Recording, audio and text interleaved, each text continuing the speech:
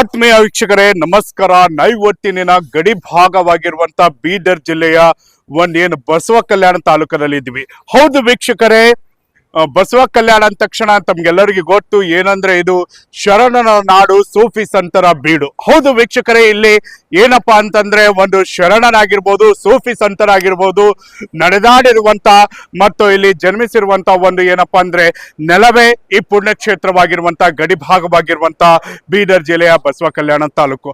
ಹೌದು ವೀಕ್ಷಕರೇ, ನಾಳೆ ಏನಪ್ಪಾ ಅಂದ್ರೆ ಒಂದು ಅದ್ಧೂರಿಯಾದಂತ ಕಾರ್ಯಕ್ರಮ ನಡೆಯೋದಿದೆ. ಹೌದು ವೀಕ್ಷಕರೇ, ಇದೇ ಏನಪ್ಪಾ ಅಂದ್ರೆ ಒಂದು ಪ್ರವಾದಿಯವರ 1500 ವರ್ಷಗಳ ಜನ್ಮದಿನದ ಹಿನ್ನೆಲೆಯಲ್ಲಿ ಏನಪ್ಪಾ ಅಂದ್ರೆ ಬಸವ ಕಲ್ಯಾಣದಲ್ಲಿ ಒಂದು ಅದ್ಧೂರಿಯಾದಂತ ಒಂದು ವೇದಿಕೆ ಅಂತಂದ್ರೆ ಸೂಫಿ ಸಂತರ ಒಂದು ಸಮ್ಮೇಳನದ ಕಾರ್ಯಕ್ರಮವನ್ನ ನಡೀತಾ ಇದೆ. ಹೌದು ವೀಕ್ಷಕರೇ, ಆ ಕಾರ್ಯಕ್ರಮದ ತಯಾರಿಗಳನ್ನ ಯಾವ ರೀತಿಯಾಗಿ ನಡೀತಾ ಇದೆ ಅನ್ನೋದನ್ನ ನಮ್ಮ ಜೆಕೆ ಸುದ್ದಿ ವಾಹಿನಿ ನೇರವಾಗಿ ಕಾರ್ಯಕ್ರಮದ ಸ್ಥಳದಲ್ಲಿದೆ. ಹೌದು ವೀಕ್ಷಕರೇ, ತಾವು ನೋಡಬಹುದು ಯಾವ ರೀತಿಯಾದಂತಹ ಕಾರ್ಯಕ್ರಮದ ವೇದಿಕೆ ಮತ್ತು ನಾಳೆ ಯಾವ ರೀತಿಯಾಗಿ ಒಂದು ಬಹಳಷ್ಟು ಜನಸಂಖ್ಯೆಯಲ್ಲಿ ಒಂದು ಅದ್ಧೂರಿಯಾದಂತ ಕಾರ್ಯಕ್ರಮ ನಡೆಯುವಂತ ಸ್ಥಳದಲ್ಲಿದ್ದೀವಿ.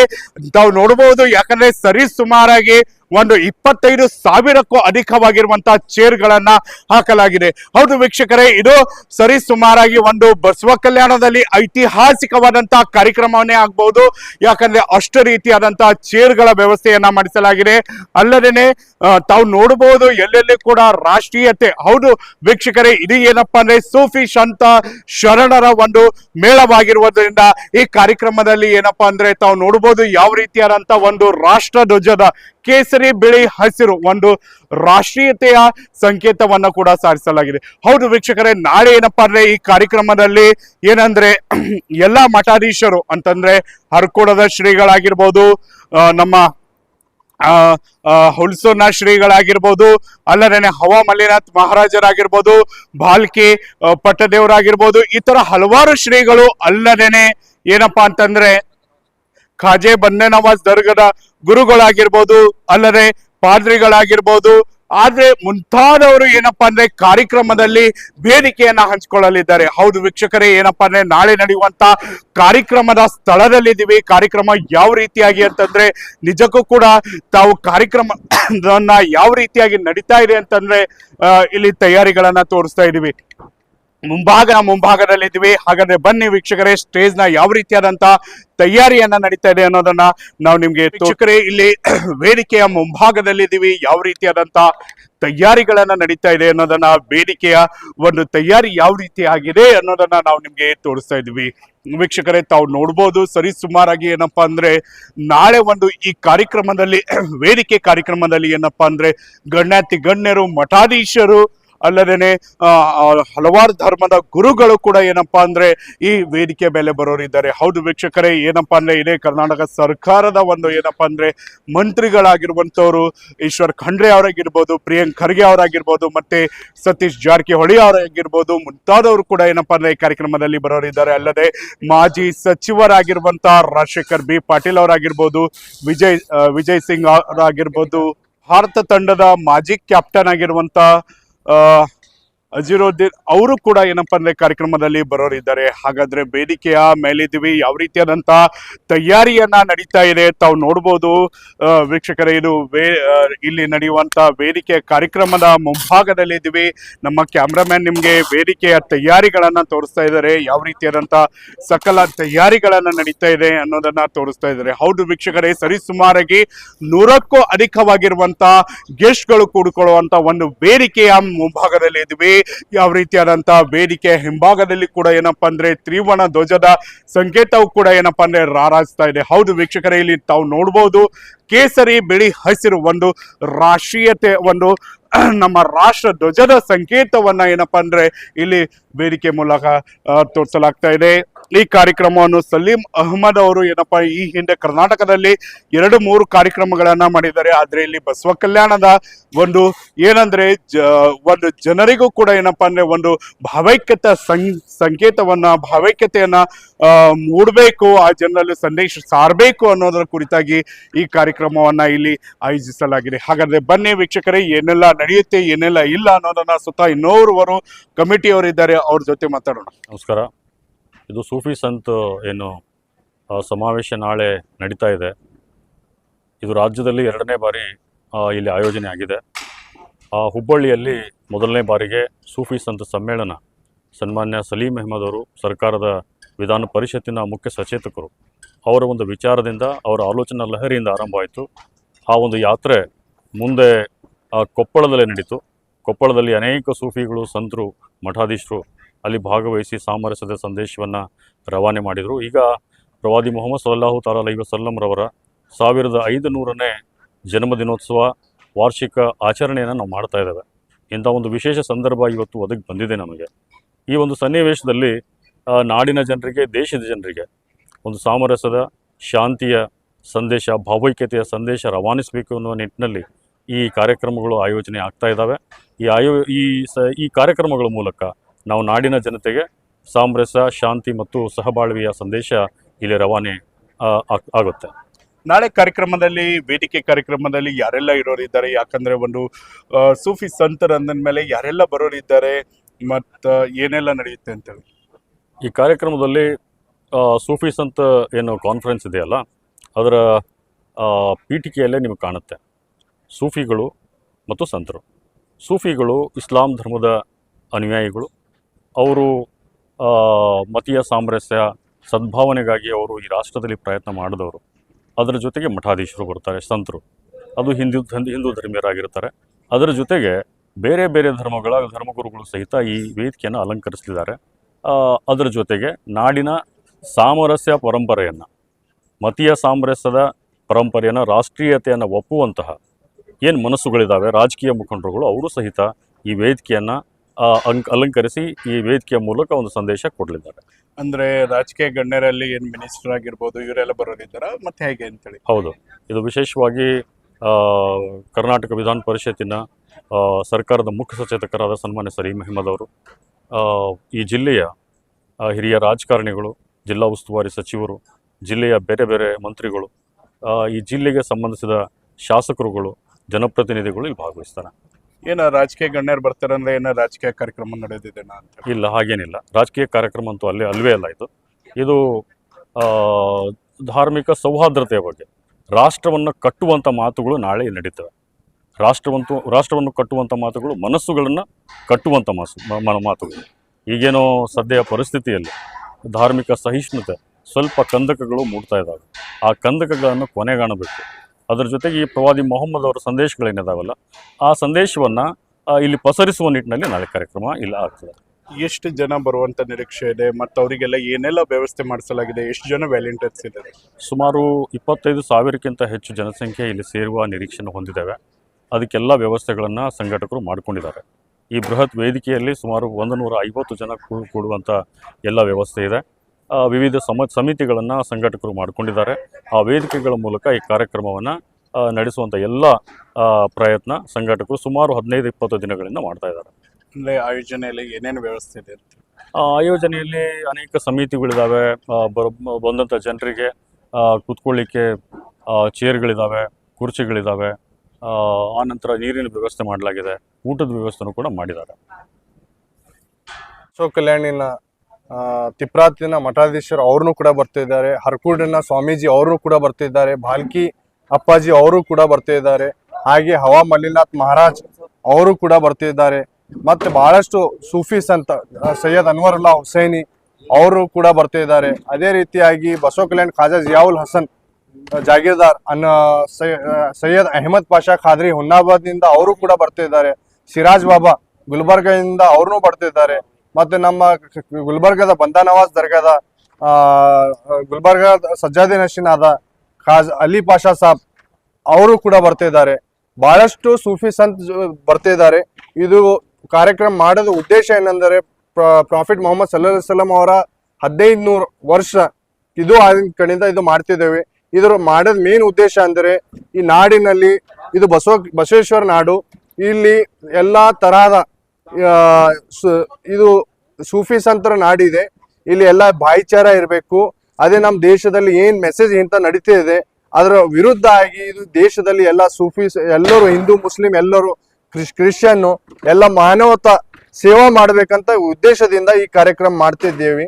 ಮತ್ತ ಬಸವ ಕಲ್ಯಾಣದಲ್ಲಿ ಮತ್ತು ನಮ್ಮ ಬೀದರ್ ಜಿಲ್ಲೆ ಗುಲ್ಬರ್ಗ ಜಿಲ್ಲೆ ನಿಮ್ಮ ಎಲ್ಲ ವೀಕ್ಷಕರಿಗೆ ನಾನು ಹೇಳಿಕ್ JK ಕನ್ನಡ ನ್ಯೂಸ್ ಯಾರ್ಯಾರು ನೋಡ್ತಿದ್ದಾರೆ ಅವ್ರಿಗೆ ಎಲ್ಲರಿಗೆ ಹೇಳಿಕ್ ಬಯಸ್ತೀನಿ, ಬಸವ ಕಲ್ಯಾಣಿ ಕಾರ್ಯಕ್ರಮ ಬನ್ನಿ. ಇದು ಬಹಳ ದೊಡ್ಡ ಸಮಾವೇಶ ಆಗ್ತಾ ಇದೆ. ಇಲ್ಲಿಂದ ಬಂದು ಇದು ಏನ್ ಇಲ್ಲಿ ಮೆಸೇಜ್ ಕೊಡ್ತಾ ಇದ್ದೇವೆ ಆ ಮೆಸೇಜ್ ಒಯ್ದಿ ನೀವು ನಿಮ್ಮ ಸಮಾಜದಲ್ಲಿ ಕೊಡಿ ಅಂತ ನಾನು ಹೇಳಿಕ್ ಬಯಸ್ತೇನೆ.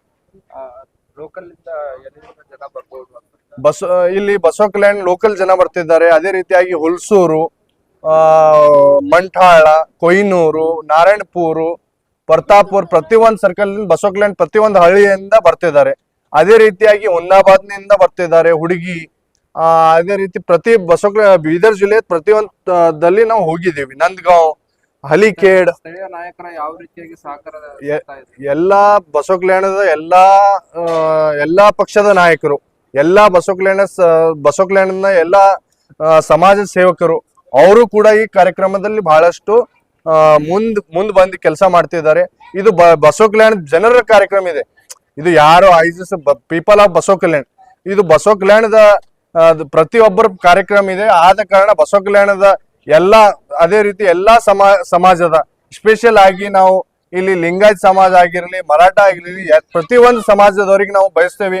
ಇದು ಒಂದು ಸಮಾಜದ ಕಾರ್ಯಕ್ರಮ ಇಲ್ಲ, ಇದು ಎಲ್ಲಾ ಸಮಾಜದ ಕಾರ್ಯಕ್ರಮದ. ಇದು ಮಾನವತೆಗಾಗಿ ನಾವು ಕೆಲಸ ಮಾಡ್ತಿದ್ದೇವೆ. ಇದು ಮಾನವತೆಗಾಗಿ ಇಲ್ಲಿ ಬರುವಂತರಿಗೆ ಎಲ್ಲ ಒಂದು ಫೆಸಿಲಿಟಿ ಇದೆ. ಇಲ್ಲಿ ಒಂದು ಸಮಾಜದ ಗುರುಗಳು ಬರ್ತಿಲ್ಲ, ಪ್ರತಿಯೊಂದು ಸಮಾಜದ ಗುರುಗಳು ಕೂಡ ಬರ್ತಿದ್ದಾರೆ, ಪ್ರತಿಯೊಬ್ಬ ಹಿರಿಯರು ಕೂಡ ಬರ್ತಿದ್ದಾರೆ. ಹುಮ್ನಾಬಾದ್, ಭಾಲ್ಕಿ, ಬೀದರ್ ಆಗಿರ್ಬೋದು, ಇಲ್ಲಿಂದ ನಾಯಕರು ಯಾವ ರೀತಿಯಾಗಿ ಸಹಕಾರ ನೀಡ್ತಾ ಇದ್ದಾರೆ? ಬಹಳಷ್ಟು ಸಹಕಾರ ಕೊಡ್ತಿದ್ದಾರೆ. ಅವ್ರ ಹುಮ್ನಾಬಾದ್ ಆಗ್ಲಿ, ರಾಜಶೇಖರ್ ಪಾಟೀಲ್ ಸರ್ ಆಗ್ಲಿ, ಸಿದ್ದು ಪಾಟೀಲ್ ಸಾಬ್ ಆಗ್ಲಿ, ಭೀಮಣ್ಣ ಸರ್ ಆಗ್ಲಿ, ಮತ್ ನಮ್ಮ ಈಶ್ವರ್ ಖಂಡ್ರೆ ಸರ್ ಅವ್ರನ್ನು ಇರ್ಲಿ, ಅವ್ರನ್ನು ಕೂಡ ಅವ್ರ ಕಡೆಯಿಂದ ನಾವು ಅವ್ರಿಗೆ ಹೋಗಿ ಈಶ್ವರ್ ಖಂಡ್ರೆ ನಮ್ಮ ರಾಜಶೇಖರ್ ಪಾಟೀಲ್ ಸರ್ ಅವ್ರಿಗೂ ಭೇಟಿಯಾಗಿದ್ದೀವಿ. ಅವ್ರನ್ನು ಅಲ್ಲಿಂದ ಜನರ ಗಾಡಿ ಕಳಿಸ್ತಾ ಅಂತ ಹೇಳಿದ್ದಾರೆ. ಅದೇ ರೀತಿಯಲ್ಲಿ ಆರ್ಗನೈಸೇಷನ್ ಕಮಿಟಿದಿಂದ ಅಬ್ದುಲ್ ಮನ್ನಾನ್ ಸೇಠ್ ಅವರು ಕೂಡ ಶಾಹೀನ್ ಗ್ರೂಪ್ ವತಿಯಿಂದ ಒಂದು 50 ಬಸ್ ನೀಡಿದ್ದಾರೆ. 50 ನಮ್ಮ ಬೀದರ್ ಜಿಲ್ಲೆಯಿಂದ ಪ್ರತಿಯೊಂದು ಕಡೆಯಿಂದ ಮನ್ಯಾಕ್ ಹೇಳಿ ಅಲ್ಲಿ ಎಲ್ಲಾ ಕಡೆ ಕಮಠಾನ ಪ್ರತಿಯೊಂದು ಕಡೆಯಿಂದ ಬಹಳಷ್ಟು ಜನ ಒಂದು 50 ಬಸ್ ಬರ್ತಿದೆ. ಅದೇ ರೀತಿ ಬಸವ ಕಲ್ಯಾಣ ನಗರದಲ್ಲಿ 150 ಆಟೋ ಮಾಡಿದ್ದೇವೆ. ಅದರಲ್ಲಿ ನೋ ಕಾಸ್ಟ್, ಎಲ್ಲ ಸರ್ವಧರ್ಮದವರಿಗೆ ಯಾರನ್ನು ಆ ಆಟೋದಲ್ಲಿ ಬಂದು ಅದು ಪೋಸ್ಟರ್ ಹಚ್ಚಿದ್ದೇವೆ. 150 ಆಟೋಗಳು ಏನಿವೆ ಅದರಲ್ಲಿ ಕುಂತ ಫ್ರೀ ಆಫ್ ಕಾಸ್ಟ್ ಬರಬಹುದು. ಅದೇ ರೀತಿಯಲ್ಲಿ 6 ಗಂಟೆಗೆ ಸಮಯಕ್ಕೆ ಈ ಪ್ರೋಗ್ರಾಮ್ ಸ್ಟಾರ್ಟ್ ಆಗ್ತದೆ. 6 ಗಂಟೆಯಿಂದ 10 ಗಂಟೆವರೆಗೆ ಈ ಕಾರ್ಯಕ್ರಮ ನಡೀತದೆ. ಸರ್ ನಮಸ್ಕಾರ. नमस्कार। आपका जो चैनल है उस चैनल के सभी टीम मेंबर्स को हमारे ऑर्गेनाइजिंग कमेटी की ओर से आप जो यहाँ पर आए उसका बहुत बहुत धन्यवाद। और जैसे कि आप जानते हैं कि कल एक बहुत ही बड़ा इवेंट होने जा रहा है बसव कल्याण की सरजमीन पर। जैसे कि बसव कल्याण पहले से ही एक सूफी संत की सरजमीन जिसको कहा जाता है, वो एक प्रैक्टिकल लेवल पे एक वही लेवल का प्रोग्राम होने जा रहा है जहाँ पे हर समाज के लोग यहाँ पर आएंगे और स्टेज पर भी नज़र आएंगे। और इस आयोजन के इस प्रोग्राम के जो उद्देश्य है वो उद्देश्य ये है कि सबसे पहले तो जैसा आप सभी जानते हैं कि मोहम्मद पैगंबर के 1500 साल का जश्न ईद मिलादुन्नबी ये प्रोग्राम है।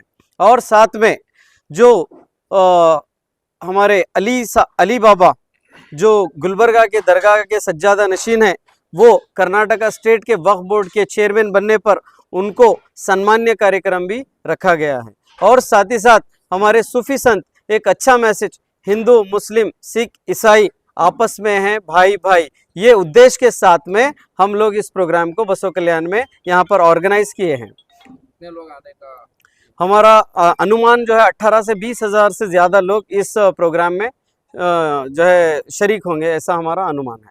आने वाले लोगों के लिए कुछ सहूलतें वगैरह की गई? हम हर चीज़ की जो है सहूलत करने की उनको कोशिश कर रहे हैं। रात में उनको खाने का इंतज़ाम भी कर रहे हैं। यहाँ पर जितने भी लोग यहाँ पर आएंगे उनको खाने का इंतज़ाम है।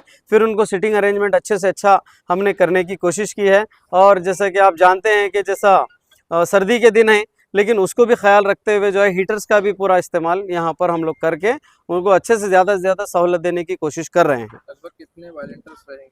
लगभग हमारे यहाँ पे 700 वॉलंटियर्स काम करेंगे इस इवेंट के अंदर। और आने वाले जो पर्सनालिटीज़ हैं वो भी बहुत इंपॉर्टेंट है, जिनको सुनने के लिए लोग जो है बेचैन हैं बसव कल्याण के और हमारे बिदर ज़िले के। अब जैसे कि आप जानते हैं कि इंडिया के ex captain, cricket captain Mohammad Azharuddin भी यहाँ पर रहेंगे।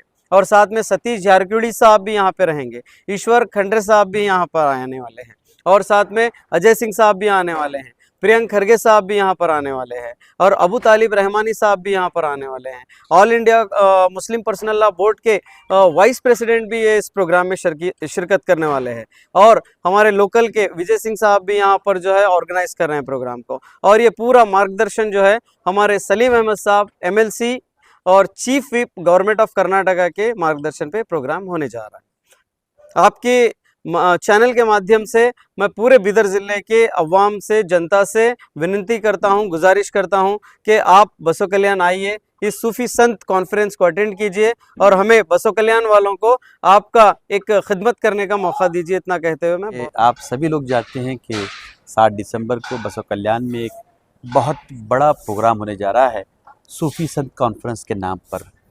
इस कॉन्फ्रेंस का असल जो उद्देश्य है, देश में प्यार मोहब्बत का जो है माहौल बनाना, इसी को देखते हुए हमारे MLC सलीम अहमद साहब ने एक सोच अपने दिल में लाई कि अगर देश में अमन और शांति का पैगाम लाना है, लोगों तक इस पैगाम को पहुंचाना है, तो इस तरह के प्रोग्राम की ज़रूरत है। सबसे पहले प्रोग्राम उन्होंने हुबली में किया सूफी संत कॉन्फ्रेंस, फिर उसके बाद कोप्पल में किया। ये दोनों प्रोग्राम्स की कामयाबी के बाद यहाँ के लोगों ने उनसे इसरार किया कि इस तरह का प्रोग्राम बसो कल्याण में भी होना चाहिए, क्योंकि बसो कल्याण की धरती बड़ी पवित्र धरती है, यहाँ पर सूफ़ी भी हैं और संत भी हैं। तो ये देखते हुए यहाँ का प्रोग्राम भी तय किया गया। और जैसा कि देख रहे हैं आप लोग कि पिछले 1 हफ्ते से इस प्रोग्राम की तैयारी चल रही है। इस तैयारी को देखने के बाद ये पता चल रहा है कि लोगों में बड़ा जोश है, खरोश है कि ये लोग ऐसा समझ रहे हैं कि हमारी खुशनसीबी है कि इस तरह का प्रोग्राम इस इलाके में हो रहा है। यहाँ के हिंदू और मुसलमान हर कोई खुश हैं कि इस तरह का पैगाम इस पवित्र धरती से पूरे राज्य में जाएगा। कॉन्फ्रेंस को लेकर बहुत से लोगों में ये है कि मुस्लिम के लिए ज़्यादातर मुस्लिम को फोकस किया जा रहा है, तो इसके बारे में क्या? ऐसी बात नहीं है। सूफ़ी जहाँ पर प्रोग्राम में हैं वहाँ पर संत भी हैं, जहाँ पर बड़े बड़े उलमाए कराम अलग अलग देश के पार्ट से आ रहे हैं, वहाँ पर अलग अलग इलाके के स्वामी जी भी आ रहे हैं, और जो बड़े बड़े लीडर्स यहाँ पर आ रहे हैं वो भी हर समाज के हैं। ऐसा नहीं है कि सिर्फ एक ही समाज के लोग आ रहे हैं, सभी समाज के लोग आ रहे हैं। हम जो भी हमें जिस समाज से भी मिल रहा है उसको दावत देते हुए आ रहे हैं। इसके बारे में दावत देने के लिए आप लोगों के बीच में पहुंचे थे, तो लोगों का रिस्पांस कैसा रहा? बेहतरीन रिस्पांस। कई एक लोगों के मैं जो बॉडी लैंग्वेज मैंने देखा, हर किसी ने ये कहा कि इस तरह के प्रोग्राम्स की देश में बहुत ज़रूरत है। ये प्रोग्राम ही देश में अमन और शांति ला सकते हैं, क्योंकि हर कोई जानता है कि जिस पिछले कुछ सालों से हम देख रहे हैं कि देश में अमन का माहौल बिगड़ा हुआ है। ये देखने के बाद हर कोई ये चाह रहा है कि इस तरह के प्रोग्राम्स अगर होंगे तो देश के बिगड़े हुए माहौल में तब्दीली आ सकती है। क्योंकि अगर देश में तनाव रहेगा, माहौल बिगड़ेगा, हिंदू मुस्लिम वाला मामला रहेगा, तो देश की तरक्की में आड़ बन जाएगा। देश को अगर तरक्की करना है तो देश में प्यार और मोहब्बत का माहौल बढ़ना बहुत ज़रूरी है। आपको क्या लगता है, जैसे कि कोप्पल में और हुबली में प्रोग्राम सक्सेस होता है, उस तरह से बसो कल्याण हो पाए? मुझे तो लग रहा है कि उससे भी कई गुना ज़्यादा सक्सेस होगा। तो वो प्रोग्राम जब किए थे वो शुरुआती दौर था, वो 2 प्रोग्राम की कामयाबी देखने के बाद यहाँ के लोगों में बड़ा जोश और खरोश नज़र आ रहा है। तो इसकी बिना पर हम कह सकते हैं कि दोनों प्रोग्राम से भी ज़्यादा कामयाब ये प्रोग्राम होगा। अब हम प्रोग्राम अभी कल है, लेकिन कई एक अलग अलग ज़िलों से हमें फ़ोन आ रहे हैं कि इस तरह का प्रोग्राम हमें अपने ज़िले में भी करना है। एक फ़ोन बेलगाम से आया, एक फ़ोन बागलकोट से आया। ऐसे बहुत सारे अजला हैं जो इस तरह के प्रोग्राम को अपने अपने ज़िले में करना चाह रहे हैं। कितने लोग आने? यकीनन 20-25 हज़ार से ज़्यादा लोग आएंगे। हमें परेशानी ये महसूस हो रही है कि हम इतने लोगों को कैटर कैसे करेंगे, जो जोश नज़र आ रहा है। खाने का इंतजाम होगा? हाँ, सबको खाने का इंतज़ाम है। कुछ एक जगह पर जो दूर दराज से लोग हैं उनके लिए आने जाने का भी इंतज़ाम है। ಹಾಗಿದ್ರೆ ವೀಕ್ಷಕರೇ, ನಾಳೆ ಏನಪ್ಪಾ ಅಂದ್ರೆ ಈ ಅದ್ಧೂರಿ ಕಾರ್ಯಕ್ರಮದಲ್ಲಿ ಏನಪ್ಪಾ ಅಂದ್ರೆ ನಮ್ಮ ಬೀದರ್ನ ಸಚಿವರಾಗಿರುವಂತ ಏನಪ್ಪಾ ಅಂದ್ರೆ ಉಸ್ತುವಾರಿ ಸಚಿವರಾಗಿರುವಂತ ಈಶ್ವರ್ ಖಂಡ್ರೆ ಅವರಾಗಿರ್ಬೋದು, ಅಲ್ಲದೇನೆ ಸತೀಶ್ ಜಾರಕಿಹೊಳಿ ಆಗಿರ್ಬೋದು, ಪ್ರಿಯಾಂಕ್ ಖರ್ಗೆ ಅವರಾಗಿರ್ಬೋದು, ಅಜಯ್ ಸಿಂಗ್ ಅವರಾಗಿರ್ಬೋದು, ಅಲ್ಲದೇನೆ ಸಾಗರ್ ಖಂಡ್ರೆ ಅವರಾಗಿರ್ಬೋದು, ವಿಜಯ್ ಸಿಂಗ್ ಅವರಾಗಿರ್ಬೋದು, ಅಲ್ಲದೇನೆ ಏನಪ್ಪಾ ಅಂದ್ರೆ ಮಾಜಿ ಮಂತ್ರಿಗಳಾಗಿರುವಂತ ರಾಜಶೇಖರ್ ಬಿ ಪಾಟೀಲ್ ಅವರಾಗಿರ್ಬೋದು, ಅಲ್ಲದೇನೆ ಏನಪ್ಪಾ ಅಂದ್ರೆ ಹಲವಾರು ಮುಖಂಡರು ಕೂಡ ಏನಪ್ಪಾ ಅಂದ್ರೆ ಈ ವೇದಿಕೆಯನ್ನ ಹಂಚಿಕೊಳ್ಳಲಿದ್ದಾರೆ. ಹಾಗಾದ್ರೆ ವೀಕ್ಷಕರೇ, ತಡ ಯಾಕೆ, ನಾಳೆ ನಡೆಯುವಂತ ಅಂದ್ರೆ ಡಿಸೆಂಬರ್ 7ರಂದು ನಡೆಯುವಂತ ಒಂದು ಸೂಫಿ ಸಂತರ ಒಂದು ಶರಣರ ಒಂದು ಸಮ್ಮೇಳನ ಈ ಕಾರ್ಯಕ್ರಮದಲ್ಲಿ ತಾವು ಕೂಡ ಭಾಗವಹಿಸಿ ಕ್ಷಣದ ಸುದ್ದಿಗಾಗಿ ನಮ್ಮ ಸುದ್ದಿ ವಾಹಿನಿ ಅಂದ್ರೆ ಜೆಕೆ ನ್ಯೂಸ್ ಕನ್ನಡ ನೋಡ್ತಾ ಇರಿ, ವೀಕ್ಷಣೆ ಮಾಡ್ತಾ ಇರಿ. ಸುದ್ದಿನಿಷ್ಟು ಮತ್ತಷ್ಟು ಸುದ್ದಿಗಾಗಿ ನೋಡ್ತಾ ಇರಿ ಜೆಕೆ ನ್ಯೂಸ್ ಕನ್ನಡ. ಇದು ಭ್ರಷ್ಟರ ಪಾಲಿಗೆ ಸಿಂಹ ಸ್ವಪ್ನ. ಫ್ಲಾಟ್ ಖರೀದಿಸುವ ಪ್ಲಾನ್ ಇದ್ದೀರಾ? ಹಾಗಾದ್ರೆ ಕೇತಕಿ ಡೆವಲಪರ್ಸ್ ನಲ್ಲಿ ಮೂಲಭೂತ ಸೌಕರ್ಯಗಳುಳ್ಳ CC road, footpath, garden, under drainage, water supply, ಉತ್ತಮ ಪರಿಸರವುಳ್ಳ ಫ್ಲಾಟ್ಸ್ ಲೇಔಟ್ ಲಭ್ಯ. ಬೀದರ್, ಹುಮ್ನಾಬಾದ್ ಸೇರಿದಂತೆ ಹಲವು ಭಾಗಗಳಲ್ಲಿ ಸುಂದರ ಲೇಔಟ್ಗಳಿದ್ದು ಅತ್ಯುತ್ತಮ ಬೆಲೆ, ಇಎಂಐ ಸ್ಕೀಮ್ ಅನ್ನು ಲಭ್ಯ. ಹಾಗಿದ್ರೆ ತಡೆಯಾಕೆ, ಹಿಂದೆ ಸಂಪರ್ಕಿಸಿ 7676474747 MD ಸಂಗಮೇಶ್ ಚಿದ್ರಿ, ಹುಮ್ನಾಬಾದ್. ಗ್ರಾಹಕರ ಸ್ಯಾಟಿಸ್ಫ್ಯಾಕ್ಷನ್ ನಲ್ಲಿ ನಂಬರ್ 1 ತೃಪ್ತಿಕರದಾಯಕವಾದ ಹುಮ್ನಾಬಾದ್ನ ಎಸ್ವಿ ಟಿವಿಎಸ್ ಶೋರೂಮ್ ನಿಮಗಾಗಿ ತರುತ್ತಿದೆ ಹೊಸ ಮಾಡೆಲ್ಗಳ ಹೊಸ ಬೈಕ್ಗಳು. ಇಲ್ಲಿ ಟಿವಿಎಸ್ ನ ಸ್ಪೇರ್ ಪಾರ್ಟ್ಸ್ ಹಾಗೂ ಸರ್ವಿಸ್ ಕೂಡ ಲಭ್ಯ. ಹಾಗಿದ್ರೆ ತಡೆಯಾಕೆ, ಹಿಂದೆ ಭೇಟಿ ನೀಡಿ. ನಾಗಲಕ್ಷ್ಮಿ ದಾಬಾ ಹತ್ತಿರ, ಗುಲ್ಬರ್ಗಾ ರೋಡ್, ಹುಮ್ನಾಬಾದ್. ಹೆಚ್ಚಿನ ಮಾಹಿತಿಗಾಗಿ ಸಂಪರ್ಕಿಸಿ 8494951009.